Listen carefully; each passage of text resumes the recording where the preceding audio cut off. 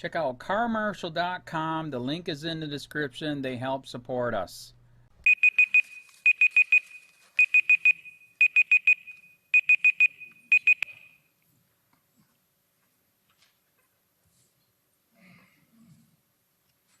Name and address for the record, please.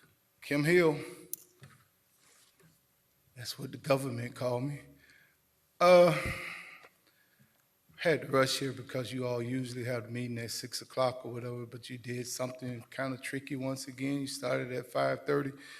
Got a little heartburn here. But once again, I can remember doing the Birmingham, the Montgomery bus boycott. The old lady was walking down the road and the reporter asked her, "You ain't tired?" She said, "Yes, my feet are tired, but my soul is rested."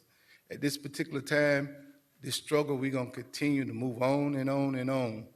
And our feet might be tired, but our soul will be rested. We understand that this is a moral struggle when it comes down to body cameras. People may want to blur the lines. They want to say, oh, this is an issue between the dislike of Chief Roll. This is an issue about, dislike of government. No, this is an issue about black males being slaughtered all over America. And we can move through policy. We can have programmatic change through policy. I was looking at the Olympics and I saw that young lady, Simone Manuel. She said, I got the weight of black people on top of my shoulders, but I don't mind because I could carry them. She welcomed that opportunity. She didn't shy out. See, Mr. Maldonado, I would be afraid to understand. I would be afraid, basically, to think what would have happened if Frederick Douglass didn't push Abraham Lincoln to be your so-called great president. I would be afraid to think what would have happened if Martin Luther King didn't push John F. Kennedy. You understand this? Politicians have to meet the demand of the public, and pressure has to be applied. Don't get all disruptive because we choose to operate, to go by our democratic rights. This is fascism. You got police officers sitting up here. You had police officers last month talking about citizens and criticizing citizens on the time of the city. You allowed that, Mr. Gresser. You allowed police officers to sit up here and talk about political issues with the uniform on. You allowed them to question citizens, to walk around and say, hey, they question citizens, what are you doing here? Why are you here? This is what you call intimidation. Cuba is 90 miles away. This is America. You may disagree with what we have to say, but at least give us our constitutional right. Mr. Maldonado, you claim that you couldn't be racist. What, are you crazy? Go look at Colombia. You're Colombian, right? How do African Americans live in Colombia? You tell me what Hispanic country that there's an African American leader, and we're populated all over. So we know this. You can be racist. Trust me. Ms. Crystal Foster.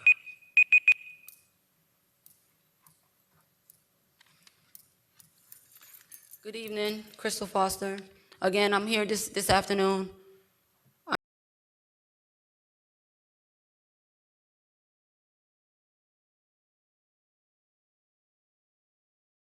He was banned from City Hall after demanding police body cams. Now he's suing the mayor. By Monique Omadun. Mmadun at miamiherald.com. Order reprint of this story. February 2, 2018, 6 a.m. A middle school teacher has filed a lawsuit against Homestead and its mayor after he says he was unconstitutionally kicked out and banned from City Hall. Kim Hill, a community activist and Miami-Dade County public school teacher, was removed from an August 2016 council meeting after urging city officials to implement police body cameras. Hill's year-long plea for police reform, which took place during the public comment portion of monthly council meetings, came after Homestead police officer Anthony Green shot and killed a 32-year-old father of 6, Edward Foster III, at a South Miami-Dade intersection in 2015. Prior to this incident, Green had shot and killed 2 others while on duty and was cleared. Hill says city officials claimed he violated the city's decorum policy and was escorted out of the building, a move Hill said violated his civil rights. The lawsuit filed by the American Civil Liberties Union, ACLU, against Homestead and its mayor, Jeff Porter, on behalf of Hill argues that banning Hill from City Hall, which precluded him from challenging the ban, infringed upon his freedom of speech and due process rights. Suppression of free speech should never be a tool for the government to use against dissenters engaged in civil discourse, Hill said in a statement. We all have a right to address our leaders, and officials can't execute a gag order against a person like me simply because they don't want to hear what we have to say.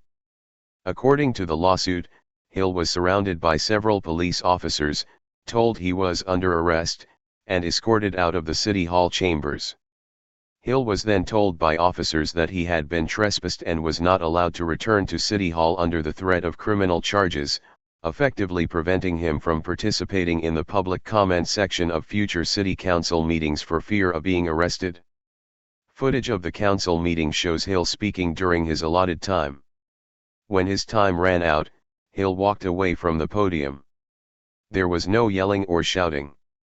This is a moral struggle, Hill said at the 2016 meeting. This is an issue about black males being slaughtered all over America. In response to the lawsuit, Homestead spokesman Zachary Good issued a statement to the Miami Herald. The city of Homestead denies these allegations and looks forward to its day in court. Homestead Mayor Jeff Porter was unable to be reached by the Miami Herald on Thursday. The lawsuit says Homestead officials claim Hill violated the city's decorum policy, which states any person making impertinent or slanderous remarks, or who becomes boisterous while addressing the council, shall be barred from further audience before the council by the mayor. But Hill's complaint argues that the policy which was printed on the agenda was not actually in effect at the time, as the city council had adopted new rules 4 months prior, the ACLU said in a statement. City records show that the policy was adopted on March 18, 2015. However, a new policy was adopted on April 20, 2016, 4 months before Hill was reportedly kicked out of City Hall. The revised resolution eliminated making impertinent remarks and becoming boisterous as grounds for barring a speaker from addressing the city council. It also eliminated the requirement that for a barred speaker to continue or again address the council, the speaker must obtain permission, granted by the majority vote of the council members present, the lawsuit said. Homestead officials would not comment. One of the foundational ideas of our democracy is that all of us have the right to openly and publicly question and challenge our elected officials, said Gene Baker, legal panel chair for the ACLU's Greater Miami chapter. The ACLU's lawsuit follows that of another case involving a civic activist and the city of Riviera Beach. In that case, Fane Losman sued the city in Palm Beach County when city leaders kicked him out of a city commission meeting and had him arrested while he spoke during the public comments section of the meeting. That case is scheduled to go before the U.S. Supreme Court later this month. More than 30 civil rights and media organizations have filed briefs in support of Losman. Monique Omadun, 305-376-2108, at Monique Omadun.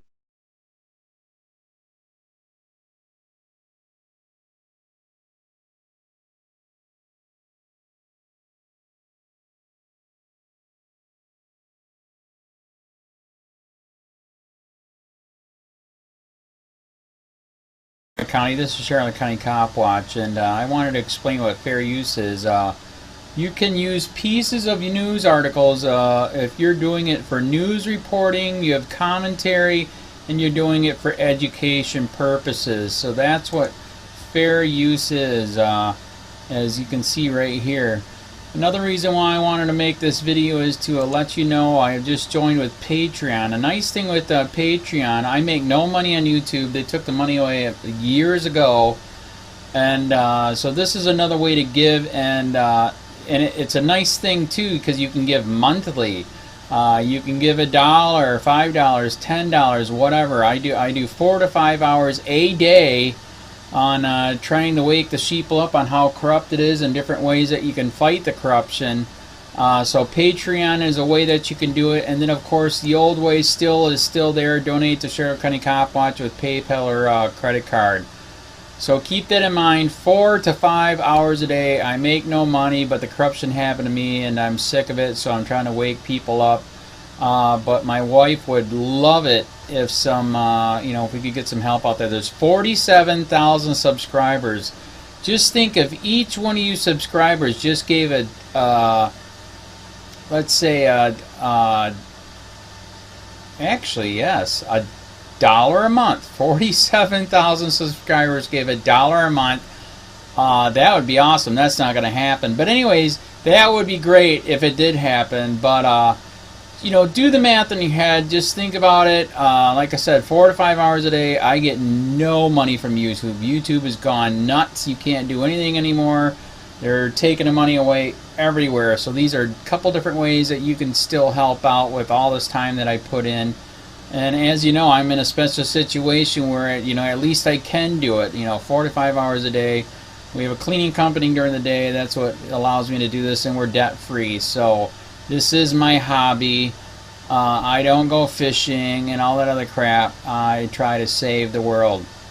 So help me out to make the wife happy, man. In fact, if you guys did give $1 a day, and there was 47,000 of you, and you did it, and each of you gave $1, and that was every month, oh my God, yes, I could quit. I could start suing them. Another idea too that we have is, if I got, some funds, we could actually contact everyone that has been ticketed and or arrested and put in jail and start sending them postcards to let them know we're here, and to see if everything went all right, and if it didn't, find out their story. So we could even do more investigations and more lawsuits. Lawsuits take money. So just think about that. 47,000 of you so far right now. $1 a day. $1 a month on Patreon, or $5 a month Patreon, 10, 20, whatever. Just do the math in your head. Help out. This is a lot of work every single day. Thanks.